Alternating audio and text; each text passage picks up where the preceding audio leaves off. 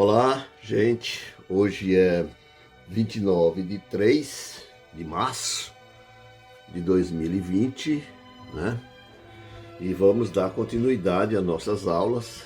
Agora vamos tentar gravar a aula de número 2 sobre a apresentação das categorias dinheiro e moeda em Max. Mas aí de início vocês poderiam levantar uma questão. Teixeira, mas não já foi apresentada a categoria dinheiro quando você analisou a exposição que o Max faz da Gênese de Dinheiro na seção 3 do capítulo sobre a mercadoria? Certo, fiz isso. Acontece que naquele nível de apresentação, o que nós fizemos foi apenas, como diria Rui Fausto, eu falei disso no vídeo passado, o que nós fizemos foi apenas a gênese da história, a gênese do dinheiro. Uma gênese que é pré-história, no caso, pré-história lógica, né?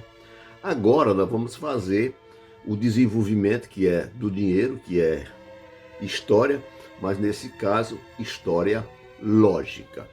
Isso porque, gente, no capítulo 1 você não tem ainda processo de troca. Você tem apenas a mercadoria e suas determinações, as suas duas principais determinações, de ser valor de uso e valor de troca. Somente no capítulo 2 é que Marx apresenta a circulação das mercadorias. Ora, o dinheiro nasce da dialética do processo de circulação de mercadorias. É da dialética do processo de circulação de mercadoria que uma mercadoria é expulsa de dentro do processo de troca e passa pelo hábito, pelo costume, a assumir a forma de mercadoria dinheiro ou de equivalente geral. Nós temos apenas no primeiro capítulo uma ideia, né? Digamos, não é nem ideia, nós temos apenas a gênese lógica desse dinheiro. Agora ele será de uma forma mais concreta, mais determinada, apresentada nos capítulos 2 e 3 do Capital, ou quando chegar também ao nível do livro 3, as seções 4 e 5, onde Marx vai falar do dinheiro de crédito. Então veja que em Marx as coisas não acontecem de forma imediata. A exposição no Capital é um processo de exposição lento, longo e demorado.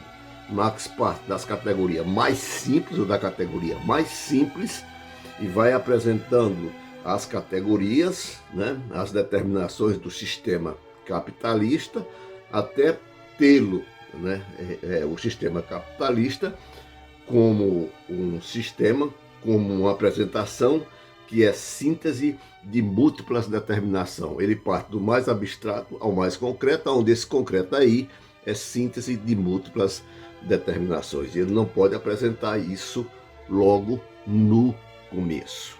Aliás, eu já falei disso aqui, mas eu vou falar mais uma vez. A proposta que Marx recebeu de um editor francês que quis publicar o Capital, queria publicar o Capital em fascículos. Marx agradeceu, achou muito boa a ideia dele e disse que a publicação em fascículo do Capital seria bom, porque facilitaria, principalmente para a classe trabalhadora, a aquisição dos livros. Eles se tornariam, digamos assim, mais baratos, diz Marx. Esse é o lado bom da moeda, diz ele. Mas existe o outro lado da moeda, que é a seguinte: o método que eu utilizei e que ainda não havia sido aplicado aos assuntos econômicos, torna-se bastante árdua a leitura dos primeiros capítulos. E é de se temer que o público francês, sempre impaciente em chegar às conclusões e ávido de conhecer as conexões entre os fundamentos gerais, e as questões imediatas que o apaixonam, venham a desanimar em prosseguir a leitura, porque tudo não se encontra logo no começo. Então, Marx aqui está chamando a atenção do leitor que é preciso ir do mais simples ao mais complexo, do mais abstrato ao mais concreto. É um processo longo e demorado. É um processo em que as categorias são derivadas uma das outras numa ordem lógica necessária, em que a categoria subsequente vem da categoria anterior, né? Essa é a forma de como Marx expõe as determinações do capital. Muito bem.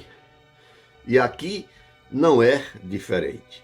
Nessa exposição, né, da ordem lógico necessária em que as categorias vão sendo apresentadas, na verdade o que o Marx está fazendo, né, é descobrindo as formas sociais dentro das quais as contradições do sistema, já que o sistema capitalista é um sistema marcado por contradição ou por opostos, o que o Marx faz é desvendar as formas sociais dentro das quais essas contradições tanto se resolvem, né, como se desenvolvem. As contradições não são abolidas, mas são desenvolvidas, né? Aliás, no capítulo 3, eu vou adiantar aqui uma passagem do capítulo 3 para vocês, para que isso que eu estou dizendo fique mais claro, no item 2, o meio de circulação. No primeiro parágrafo do item 2, o Marx diz o seguinte: vimos que o processo de troca de mercadoria inclui relações contraditórias e mutuamente excludentes. O desenvolvimento da mercadoria não elimina essas contradições, porém cria a forma em que elas podem se mover. Esse é, em geral, o método em que se solucionam contradições reais, sejam elas da realidade social ou da realidade da natureza. Por exemplo, há uma contradição no fato de que um corpo seja atraído por outro e, ao mesmo tempo, afaste-se dele constantemente. A elipse é uma das formas de movimento em que essa contradição tanto se realiza como se resolve, que é o movimento da Terra ao redor do Sol. Ela se aproxima e se afasta na mesma intensidade do Sol. Quer dizer, a própria natureza engendra as formas dentro das quais as suas contradições se resolvem. Pois bem, a realidade social também engendra suas formas sociais dentro das quais as contradições se resolvem. E Marx parte de uma contradição simples, ainda muito incipiente, que é o fato de que a mercadoria é valor de uso e valor de troca. Mas essa oposição, ou esses opostos, permanece latente ao longo do desenvolvimento do capítulo 1. Essa oposição só vai sentir a necessidade de se externalizar quando Marx apresentar o processo de circulação de mercadorias, porque aí essa oposição que era latente, ela ganha externalidade. No momento da troca, em que as mercadorias são permutadas umas pelas outras, né, os seus possuidores, ao abrirem mão de suas respectivas mercadorias, querem receber outras de igual valor e que lhes permita adquirir as mercadorias que ele deseja, né? Ou seja, no processo de troca, os nossos possuidores, como as suas necessidades não vão coincidir, né? No processo de troca, aquela contradição que era latente se externaliza, e ela vai se externalizar justamente na mercadoria dinheiro, pois agora é hora de apresentar essa categoria, a categoria dinheiro. Nós já fizemos a sua pré-história lógica, digamos assim. Agora nós vamos fazer na história como se desenvolve logicamente essa categoria do dinheiro. Mas antes vamos aqui na página 160, não esqueça que eu estou usando a edição da Boitempo, do Capital, né, o Marx começa dizendo aqui o seguinte, que qualquer indivíduo que leva sua mercadoria para o mercado, para ele, sua mercadoria não tem nenhum valor de uso, a não ser suporte de valor de troca, né? Para o seu dono, o único valor de uso que possui diretamente é ser, diz Marx, suporte de valor de troca, portanto, meio de troca. Então, o indivíduo leva a sua mercadoria ao mercado e quer trocá-la por qualquer outra mercadoria de igual valor. Ele quer trocar valor por valor. Por isso, diz Marx, as mercadorias têm de realizar-se como valores antes que possam se realizar como valores de uso. O que é que o Marx está dizendo aqui? O que Marx está dizendo aqui é que o valor de troca é primeiro com relação ao valor de uso. Vale dizer, na sociedade capitalista, para que se tenha acesso aos valores de uso, para que se tenha acesso à utilidade dos bens, primeiro há que se pagar por esses bens para podê-lo adquirir.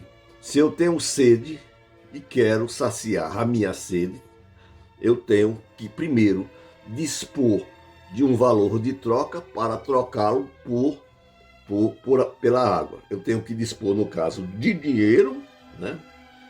que é o valor de troca autonomizado. Eu tenho que dispor do dinheiro para, em troca, adquirir a mercadoria água e assim ter acesso, né, à sua utilidade, que é a de saciar a sede, né? Então, aqui de saída, Marx diz logo claramente que o valor de troca é primeiro em relação aos valores de uso. Isso é muito interessante para que as pessoas não imaginem que a economia existe para satisfazer as necessidades humanas. É claro que as necessidades humanas contam, e contam muito. Se não houvesse necessidades humanas de consumir as coisas, não se produziria mercadorias. Mas essas necessidades só são contadas na medida em que se pode pagar por elas. Quem tem dinheiro para pagar por elas, portanto, pode então satisfazer suas necessidades. Sejam elas, como eu já falei outras vezes, provenientes do estômago ou da fantasia. Por outro lado, diz Marx, as mercadorias têm que se conservar como valores de uso antes que possam se realizar como valores, pois o trabalho humano que nelas é despendido só conta na medida em que seja despendido numa forma útil para outrem, para terceiro.